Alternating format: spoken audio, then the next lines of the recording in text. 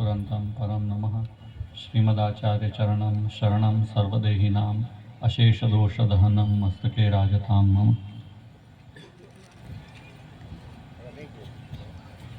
આજે આપણા આ ઉત્સવનો બીજો દિવસ છે। બંને દિવસ આપણે ડોક્યુમેન્ટરીમાં તો પુષ્ટિ સંસ્કાર ધામનું સ્વરૂપ, પ્રયોજન, પ્રવર્તમાન કાલમાં એની ઉપયોગિતા, મહત્તા એ બધા વિષયોને સમજ્યા।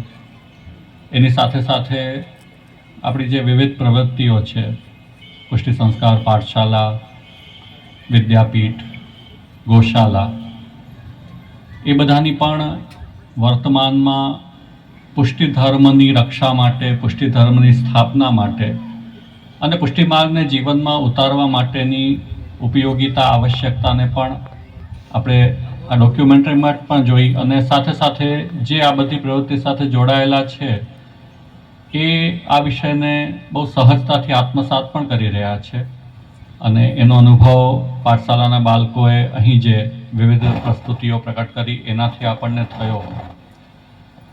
બાળકો મંગલાચરણ બોલી રહ્યા છે, બાળકો ગીતાજીના પાઠ કરતા થયા। વિશેષ કરીને પાઠશાળાના માધ્યમથી ગીતાજીનો 12મો અને 15મો અધ્યાય એ આપણે બાળકોના માનસ સુધી પહોંચાડવામાં સફળ થયા। આજે એક બાળકે ગીતાજીના વિષયમાં ખૂબ જ સુંદર પોતાનો ભાવ પ્રકટ કર્યો। એવું લાગ્યું કે જાણે અર્જુનનો આવેશ આવ્યો હોય, શ્રી કૃષ્ણ ભગવાને એને પ્રેરણા કરી અને જે ગીતાજીને ગ્રહણ કર્યા એ ઉત્સાહ અને આવેશમાં એ બાળકે આપણને સૌને બોધ આપ્યો કે ગીતાજી જેવો પરમ મહાન ગ્રંથ આપણી સંસ્કૃતિ આપણને આપ્યો છે અને એમાં પણ જ્યારે આપણા ઈષ્ટ ભગવાન શ્રી કૃષ્ણ હોય અને પ્રભુના જ મુખારવિંદથી પ્રકટ થયેલું આ અમૃત, यदि એને આપણે ગ્રહણ નહીં કરીએ તો પછી આપણા જેવું દુર્ભાગ્યશાળી કોણ હોઈ શકે। એટલે ગીતાજીને ગ્રહણ કરવાનો પણ આ જે ભાવ છે આપણા હૃદય સુધી પહોંચે તો આપણને સમજમાં આવશે કે આપણી આ બધી પ્રવૃત્તિઓ અને જે સંસ્થા માટે આપણે કાર્ય કરી રહ્યા છીએ, જે ધામના નિર્માણ માટે આપણે પ્રતિબદ્ધ છીએ, એની પણ મહત્તા એનાથી આપણે સમજી શકીશું। બીજા બધા બાળકોએ, એક બાળકે ગૌસેવાનું મહત્ત્વ, શ્રીનાથજીને ગાય કેટલી પ્રિય છે એ વિષયમાં પણ ખૂબ સુંદર વક્તવ્ય આપ્યું। એક બાલિકાએ પુષ્ટિમાનો ભાવ પક્ષ કેટલો પ્રધાન છે, રૂપાપોરિયાના ઉદાહરણથી, પ્રસંગથી એ બોધ પણ આપણને આપ્યો। અને સાથે સાથે એક જે બાળકોએ વૈષ્ણવ બાલ ગીતનું ગાન કર્યું। વૈષ્ણવ બાલ ગીત પાઠશાળાના પ્રારંભનું ગીત છે। જ્યારે પુષ્ટિ સંસ્કાર પાઠશાલાનો આજથી 12 વર્ષ પહેલાં પ્રારંભ થયો તે સમયે સર્વપ્રથમ વૈષ્ણવ બાલ ગીત બન્યું અને કાકાજીના હંમેશા એવા ભાવ રહ્યા કે મારા હૃદયમાં શ્રી વલ્લભે પધારીને જ આ વૈષ્ણવ બાલ ગીતનું નિર્માણ કરાવ્યું છે અને એના થકી જ એ બીજથી પાઠશાળા પ્રારંભ થઈ, ગામે ગામ પહોંચી, અનેક બાળકો સુધી પહોંચી। લગભગ મને લાગે 10 કે 11નો વર્ષ હતો એટલે આજે 13-14 વર્ષ થયા હશે પાઠશાલાની પ્રવૃત્તિનો પ્રારંભ થયો। તો આજે તો ઘણા બધા જે બાળકો પાઠશાલામાં આવતા તે મોટા થઈ ગયા છે, કેટલાકના લગ્ન પણ થઈ ગયા, કદાચ એમના પણ બાળકો થયા હશે। તો એમને પણ આજે પણ પાઠશાળાની સ્મૃતિઓ છે, એ સંસ્કારોને લઈને એ પોતાના જીવનમાં આગળ વધ્યા છે। હું હંમેશા કહેતો હોઉં કે આ બાળકો જ રહે તો કેટલી મજા આવે, પણ એ મોટા તો થઈ જાય છે, એ તો કાલની ગતિ છે। પણ એ બાળકોને જોઈને એટલી પ્રસન્નતા થાય, એમના સહજ ભાવો, એમનો ઉત્સાહ જોઈને હંમેશા કંઈક કરવાની ઈચ્છા થાય કે આ બાળકો માટે આપણે કંઈક કરીએ। બાળકો જેટલી સહજતાથી ગ્રહણ કરે એટલે મોટા એટલી સહજતાથી ગ્રહણ નથી કરી શકતા। એમને બેકમાં ઘણું બધું ચાલતું હોય એટલા માટે જે આપણે આપી રહ્યા છીએ એની પ્રતિ એટલી સહજ ભાવના એમનામાં ન દેખી શકાય। અંતઃકરણમાં છે નથી એવી વાત નથી, પરંતુ પરિસ્થિતિજન્ય આપણા પ્રતિભાવોમાં, એક્સપ્રેશન્સમાં કંઈક લિમિટેશન આવી જતા હોય છે અને બાળકો બહુ એક્સપ્રેસિવ હોય તો એનાથી આપણને પણ ઉત્સાહ આવતો હોય, જે આપણે સ્ટેજ પર પણ જોયું। તો એ ઉત્સાહને કારણે હંમેશા એક એવો ભાવ રહે કે કદાચ એ બાળકો ભલે મોટા થાય અને આપણે પણ મોટા થઈ ગયા પણ આપણા પણ ભાવ તો એવા જ રહેવા જોઈએ જેવા બાળકોના હોય, સરળ, સહજ, અને તો જ આપણને ભક્તિનો આનંદ પણ પ્રાપ્ત વિશેષતયા થશે। તો એવી સહજતા આપણા સૌના હૃદયમાં સદાકાળ રહે અને વલ્લભ માટે તો આપણે બધા બાલક જ છીએ વલ્લભના. તો એ બાલભાવ પણ હૃદયમાં રાખશું તો આપણને વલ્લભ પ્રત્યે પણ વિશેષ નિષ્ઠા થશે. વલ્લભ આપણા ગુરુ છે, આપણા આચાર્ય છે, આપણા માર્ગદર્શક છે, આપણું હિત ચિંતન કરનારા છે, એટલે એમનો ઉપદેશ આપણા માટે પરમ પ્રમાણ છે. શ્રી વલ્લભને અનુસરનારા વિઠ્ઠલેશના પ્યારા, એવા આપણે બધા જ વૈષ્ણવ બાલ છીએ. એ ભાવના હૃદયમાં રાખીએ. અહીં આયોજનનો જ્યારે આપણે નિર્ણય કર્યો ત્યારે કોઈક વિષય લઈને અને શિબિરનો પણ વિષય હતો, વિચાર હતો, પરંતુ સાથે સાથે જે રીતે કાર્યક્રમો ઘડાયા છે તો પછી કોઈ વિષય પર ગ્રંથ પર શિબિર કરવું આ બધાની સાથેનો મેળ થઈ શકે એવી સ્થિતિ ન જણાય. એટલે કાલે પણ મેં પ્રાસંગિક પુષ્ટિમાર્ગ પરિચય રૂપે વિષય કહ્યો હતો. આજે પણ ઘણો વિલંબ પણ થયો છે અને હવે જે દિશામાં આપણે વિચાર જઈ રહ્યા છીએ એ દિશામાં કોઈ ગ્રંથ લઈ શકાય એવી સ્થિતિ નથી. તો શું કરવું? તો એ સંદર્ભમાં મને આજે બાળકોએ જ પ્રેરણા આપી કે વૈષ્ણવ બાલ જે આપણું ગીત છે એનું થોડું વિવેચન કરી લઈએ કે જેનાથી આપણને આપણા વૈષ્ણવતાના લક્ષણો, એના ગુણો એ આપણને પણ એનો બોધ થાય, એને આત્મસાત કરીને આપણા જીવનમાં પણ વૈષ્ણવતા વિશેષ પ્રકટ થાય.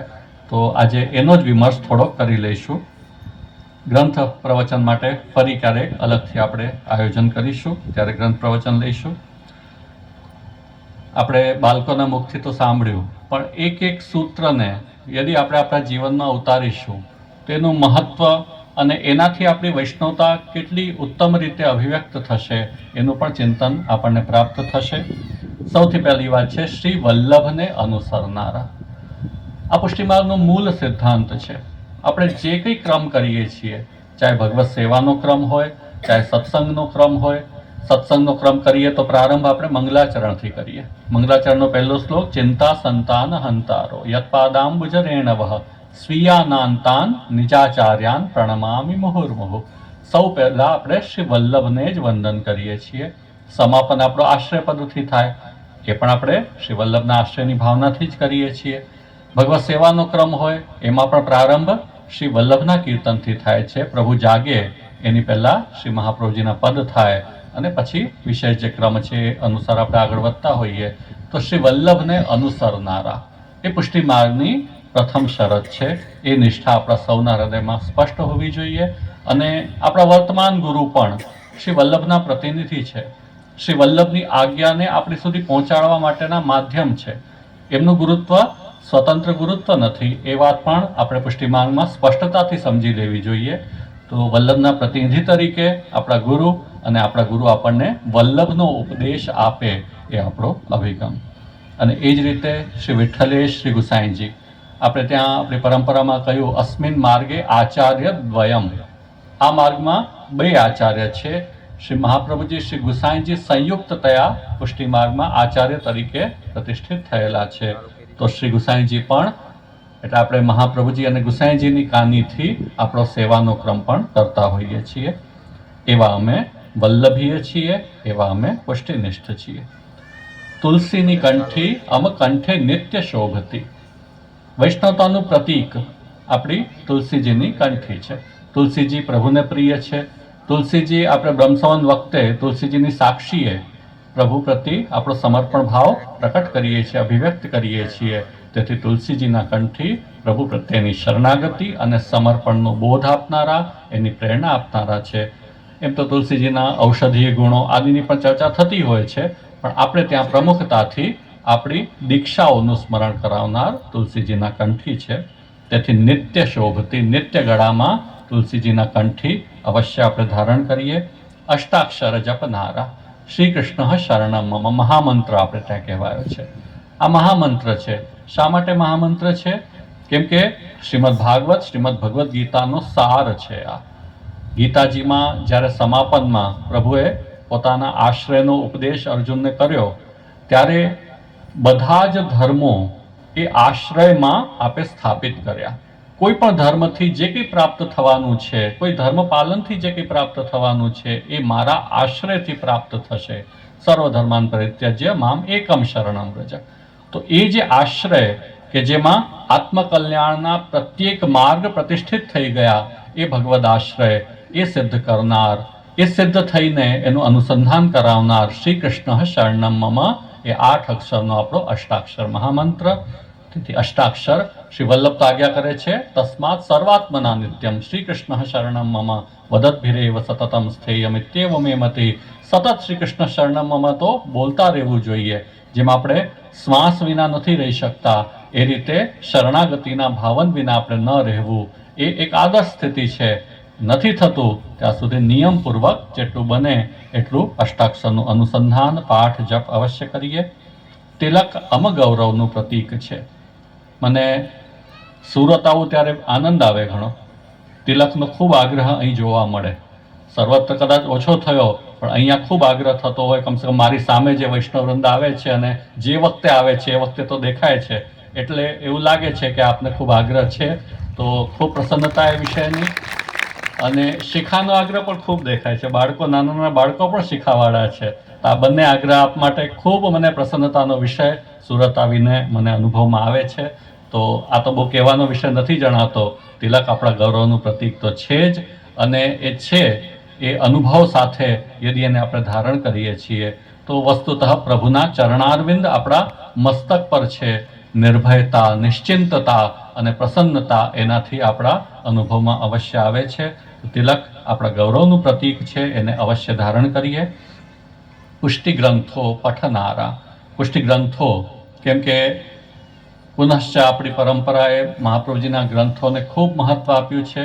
આપણા આચાર્ય વાક્પતિ આચાર્ય છે, વાણીના અધિપતિ છે અને મુખારવિંદ સ્વરૂપ છે પ્રભુના. તેથી આપની વાણી એ સાક્ષાત પ્રભુની જ વાણી છે. તો એનો પાઠ પણ અવશ્ય કરીએ, એને સમજવા માટે પણ અવશ્ય તત્પર બનીએ. પુષ્ટિ ગ્રંથો પઠનારા. આપણને પ્રાય યમનાષ્ટક આવડતું હોય છે કેમ કે આપણી ઘણી બધી વિધિઓમાં પ્રચલિત થયું, પણ એનાથી અતિરિક્ત પણ પાઠ આવશ્યક આપણે કરવા જ જોઈએ. પાઠશાળાના માધ્યમથી કેટલાક ગ્રંથપાઠ બાળકો દ્વારા મોટાઓ સુધી પણ પહોંચ્યા. મંગલાચરણ પણ મને લાગે છે પહેલાં એટલું બધું નહોતું બોલાતું, હવે બાળકો બોલવા માંડ્યા તો આપણે મંગલાચરણ આપણને જ્ઞાન પ્રાપ્ત થયું છે. એના સિવાય કૃષ્ણાશ્રય, સિદ્ધાંત રહસ્ય, ભક્તિવર્ધિની, ઘણા બધા ગ્રંથો છે. અને હું તો બોલું ને ત્યારે એનો આનંદ આપણા મુખમાં આવે. જ્યારે એક એક ગ્રંથ બોલીએ ને, કેમ કે રસરૂપ ગ્રંથો છે તો નામ માત્રથી પણ રસાભિવ્યક્ત થતું હોય છે. એવા સુંદર ગ્રંથો, એનો પાઠ કરીએ. સુબોધિની જેણે નથી જોઈ એનું વૃથા તજન્મ ભૂતલે એમ હરિરાયજી આજ્ઞા કરે છે.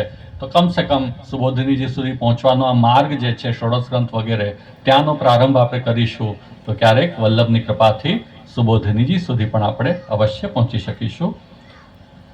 એવા ભક્તિનિષ્ઠ આપણે છીએ, એવા આપણે ધર્મનિષ્ઠ છીએ. એના પછી છે ઘરમાં બિરાજે શ્રી વલ્લભના સર્વસ્વ શ્રી કૃષ્ણચંદ્ર જગ ઉજિયારા. આપણા ઘરમાં જે બિરાજી રહ્યા છે એ કોઈથી ન્યૂન નથી. આમાં ઘણા બધા લોકાપવાદો થતા હોય, ઘણા બધા લોકો અલગ અલગ વાતો કરતા હોય કે કોઈક વિશિષ્ટ છે, કોઈ મોટા સ્વરૂપ હોય, કોઈ નાના સ્વરૂપ છે. વસ્તુતઃ એવો કોઈ ભેદભાવ પુષ્ટિ પ્રભુમાં હોઈ શકે નહીં. જે આપણા માથે બિરાજે છે, જે આપણા ઘરમાં બિરાજે છે એ શ્રી વલ્લભના સર્વસ્વ છે. અને વલ્લભના સર્વસ્વમાં કોઈ ન્યૂનતા હોઈ શકે? ક્યારે પણ ન હોય. અને જ્યારે ન્યૂનતા આપણે માનીએ છીએ આપણા ભગવત સ્વરૂપ કોઈ પણ નિધિ સ્વરૂપ કરતાં કે શ્રીનાથજી કરતાં કે કોઈ કરતાં પણ ન્યૂન છે, આપણા ગુરુના સેવ્ય કરતાં ન્યૂન છે, यदि એના કરતાં ન્યૂન એટલે ઓછા જરા પણ આપણે માનીએ એ ધર્મી અને આપણા ધર્મ કોઈ પણ આપણે પરિભાષાઓ કે શબ્દો દ્વારા, વિશેષણો દ્વારા એ નિમ્નતાને વિચારીએ તો આપણે વસ્તુતઃ કૃષ્ણની સેવા જ નથી કરી રહ્યા. કેમ કે કૃષ્ણ પરાત્પર તત્વ પરબ્રહ્મ તું કૃષ્ણો હિ, અને એમની સેવાનો ઉપદેશ જ શ્રી વલ્લભ આજ્ઞા કરી રહ્યા છે. વાર્તામાં પણ આવે છે, મેરો સર્વસ્વ હે અપનો સર્વસ્વ જાની સેવા કર્યો. શું અર્થ થયો? કે વલ્લભ જે પોતાના વૈષ્ણવને જ્યારે પ્રભુ પધરાવે છે ત્યારે પોતાનું સર્વસ્વ પધરાવી રહ્યા છે. એમાં કોઈ અપૂર્ણતા હોઈ ન શકે. અને પ્રાય અમારે ત્યાં પણ જે ભગવત સ્વરૂપો બિરાજે છે, જે નિધિ સ્વરૂપો કહીએ શ્રી વલ્લભના, એ પણ કોઈને કોઈ વૈષ્ણવના માથે બિરાજ્યા છે, પાછા અમારા ઘરે પધાર્યા છે. તો આવું કંઈક ક્યારેક ત્યાં જાય તો ઓછા થઈ જાય, અમારે ત્યાં આવે તો વધી જાય, એવો કોઈ સિદ્ધાંત પુષ્ટિમાર્ગમાં હોઈ ન શકે. અમારા કે તમારા કોઈ પણ છે, કોઈ પણ વૈષ્ણવના ભક્તના માથે યદિ વલ્લભની કાનિથી પ્રભુ બિરાજે છે તો એ પૂર્ણ પુરુષોત્તમ પરબ્રહ્મ છે. તો ઘરમાં બિરાજે શ્રી વલ્લભના સર્વસ્વ શ્રી કૃષ્ણચંદ્ર જગ ઉજિયારા. જગ ઉજિયારા એટલે આપણું જગત શેનાથી પ્રકાશિત છે? આપણા માથે બિરાજતા પ્રભુથી આપણું જગત પ્રકાશિત છે. આ પુષ્ટિ પ્રભુ છે. સમસ્ત જગને પ્રકાશિત કરનારા બ્રહ્મ સ્વરૂપ તો કૃષ્ણ છે જ, પણ આપણા પુષ્ટિ પ્રભુ, આપણા સેવ્ય પ્રભુ આપણા જગતનો ઉજિયારા છે. એટલે કે આપણા ઘર, આપણા પરિવારને પ્રકાશિત કરનારા, આનંદિત કરનારા આપણા પ્રભુ છે. એ ભાવ પણ હૃદયમાં રાખો. એટલે પરિવારને પણ પ્રભુ સાથે જોડવાનું છે. આમાં એવું નહીં વિચારવાનું કે એકની માથે બિરાજે, એક સેવા કરે. બધા માટે પ્રભુ છે, બધાએ પ્રભુની સેવા કરવાની છે, યથાયોગ્ય રીતે કરવાની છે. જેટલો સમય હોય, અનુકૂળતા હોય, પણ આખો પરિવાર, નાના બાળકો પણ ભગવત સેવામાં અવશ્ય જોડાય, કેમ કે આપણું જગત એનાથી જ ઉજિયારું છે. શરણે રહીએ સદા શ્રી કૃષ્ણને, જીવન ધન્ય કરનારા.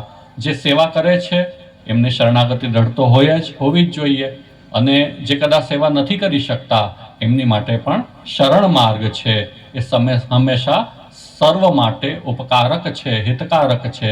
તેથી શરણ શ્રી કૃષ્ણનું સદા રાખીએ અને જીવનને ધન્ય કરીએ. આપણે પુષ્ટિજીવ છીએ, પ્રભુએ આપણું વરણ કર્યું છે.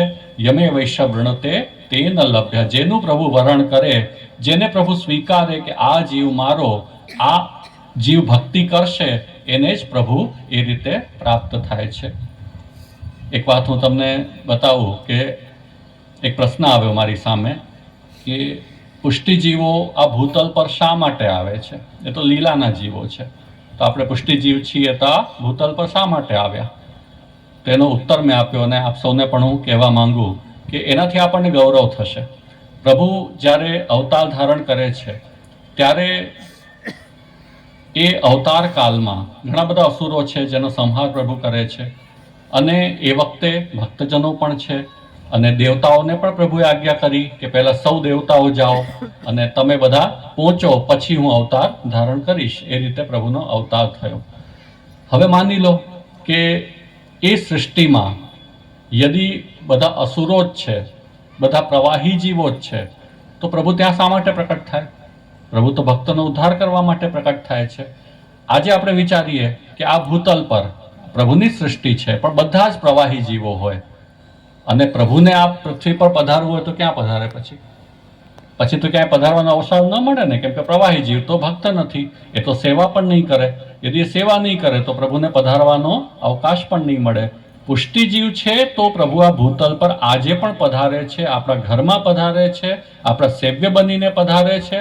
તો પ્રભુની અવતારની લીલા વર્તમાન કાળમાં પણ થઈ શકે એની માટે આપણે પુષ્ટિજીવો આ ભૂતલ પર આવ્યા છીએ. એ પરમ સૌભાગ્ય અને ગૌરવનો વિષય છે કે આજે પ્રભુ આપણી માથે પધારે ત્યારે આપણા ઘરમાં બિરાજી શકે છે. અને બાકી પ્રવાહી જીવો માટે તો પ્રભુ ખાલી મનથી સૃષ્ટિ કરી છે, તો સંચાલન કરતા રહેશે. પણ આ ભૂતલ પર અવતરિત તો પ્રવાહી જીવો માટે નહીં થાય, આપણી માટે થાય. તો એ પરમ સૌભાગ્ય આપણું છે. તો તેથી એ સૌભાગ્યને આપણે માણીએ કે આપણા ઘરમાં પ્રભુ બિરાજે અથવા આપણા અંતઃકરણમાં. માન લો સેવાનો આપણો અધિકાર, અવસ્થા, પરિસ્થિતિ ન હોય તો આપણા અંતઃકરણમાં પણ ભક્તિભાવ હશે તો પ્રભુ પધારે છે. તો એ આપણી પુષ્ટિજીવ હોવાની ધન્યતા છે. એના પછી ગૌમાતાની અમે સેવા કરનારા. ગૌમાતાની સેવા યદ્યપિ ભારતીય ધર્મ સંસ્કૃતિમાં, સનાતન ધર્મ સંસ્કૃતિમાં સર્વત્ર પ્રાપ્ત છે, પણ કૃષ્ણ ભક્ત માટે તો વિશેષ છે.